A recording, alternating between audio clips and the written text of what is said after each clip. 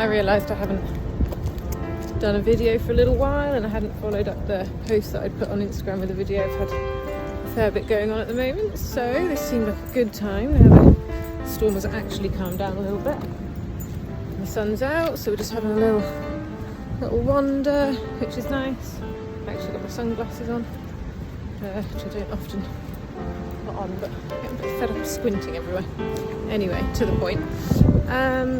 The Instagram post hinted towards making changes, so sometimes absolutely patience is a thing, and waiting for things to happen, absolutely, or waiting for things to fall in place, or waiting for things to kind of pass over, be that kind of negative feelings, be that struggles that you're having. Sometimes that's what's required, and I think it's worth noting that actually sometimes it's not.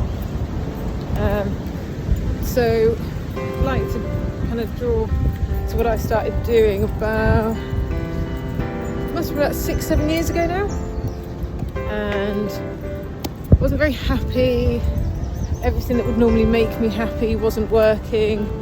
Going out with the dogs, everything just felt a little bit rubbish. I was in a bit of a bad place, and there was quite a lot going on with work and personal life, and so the whole time I thought, I know what makes me happy. I absolutely know what makes me happy.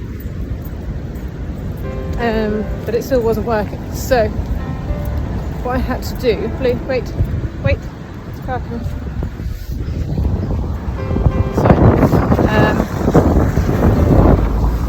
What I realised was a much better option, Blue, this way, Blue, was actually to work out what was making me unhappy. Blue, come here. I think in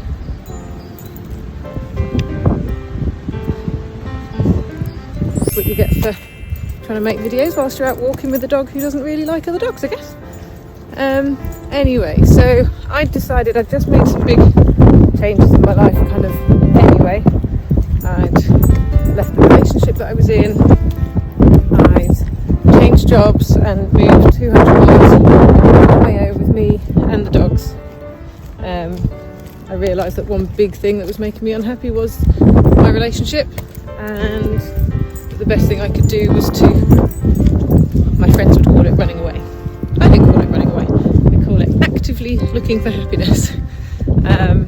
And actually what I needed at that time was to be on my own with the dogs. Yes, it was scary, yes, it came with a lot of other things, but I realised that I wasn't sure what made me happy anymore. And what we hear now a lot of the time is, manifest happiness. Think about the things that you want, affirmations about the things that are going to make you happy, and when they happen that will make you happy, and that's great. And I really struggled actually with that. It wasn't so prominent back then when I was doing it, but what I realised was what was much easier for me to identify was actually what was making me unhappy.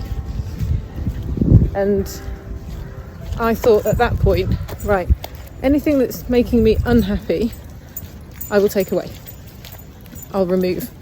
So if it was making me unhappy to be sat down watching telly, eating rubbish food, sitting on the internet, watching Jeremy Kyle, I don't know, things like that, I was taking them away. And in my logic thought, well, if I'm removing everything that's making me unhappy, the things that will make me happy are the things that are left. And that's exactly where I think things started to change. I started feeling a lot more comfortable. I'm trying to think of a good example. So, and it was a hard one, it was a big one. I'm not saying by any means that this is an easy process, but I had a friend that once I'd moved, we weren't closer anyway, but just that friend that you have that only rings you or messages when they want something, or only gets in touch to whinge about something else. And I found myself kind of on a weekly basis sitting down, listening to all of their problems and taking it all on and trying to make them feel better, and that's great. I'm not by any means saying I didn't enjoy making my friend feel better. I did. But when it came to me doing the same in reverse, that it didn't happen.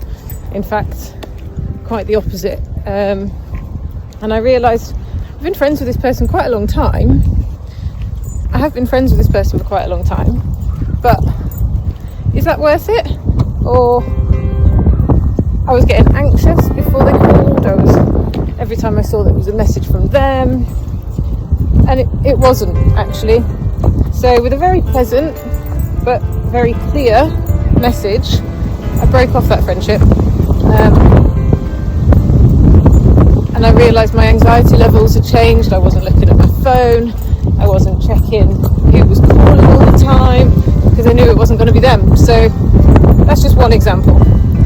So rather than soul searching that's not working, or constantly trying to think, because in this day and age everyone is obviously happy all of the time according to what you read, or everyone is always really miserable all of the time, and actually there is a happy medium, and it's making changes for yourself in that direction. So think of a couple of things that aren't making you happy, negative things in your life. It doesn't have to be anything big. It can just be the fact that, I don't know, you're scrolling through a certain person's Instagram account who you're really envious of, and you want their life because that's why you enjoy looking at their pictures, because you're a little bit jealous. But actually that jealousy just makes you unhappy because you haven't got theirs.